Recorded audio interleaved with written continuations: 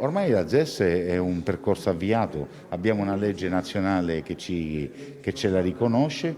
adesso la palla è tutta locale e perciò dobbiamo fare questo piano strategico, poi portare questo piano strategico in Consiglio regionale, il Consiglio regionale istituisce la zona economica speciale e poi il Ministero del Sud la ratifica. Perciò il futuro è nelle nostre mani, ecco perché dico dobbiamo correre e mi incateno, ma stavolta non vado a incatenarmi a Roma, mi incateno qui. In vista del rilancio dell'area industriale che avverrà a partire da gennaio con la zona logistica semplificata, rafforzata nell'area metropolitana di Venezia e Rovigo, si rinnova l'accordo di Confindustria con lo UAV. L'università fornirà supporto e competenze per promuovere progetti di riqualificazione e reindustrializzazione e assistenza per il censimento delle aree e la riconversione delle strutture inutilizzate. Ci sono state tantissime iniziative a partire dal Competence Center, le RIR, eccetera, eccetera, che ci hanno visto coinvolti e ce ne sono ancora molte in atto. Ci sono anche molti progetti specifici con specifiche aziende, il che ci fa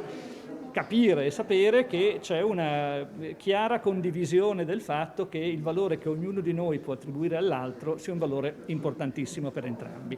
Un'alleanza tra università e impresa per promuovere la ricerca e favorire lo sviluppo del territorio, nata in occasione della marea straordinaria, si rinnova al fine di realizzare nuove iniziative di trasferimento tecnologico, sviluppo di nuovi prodotti e modelli di business.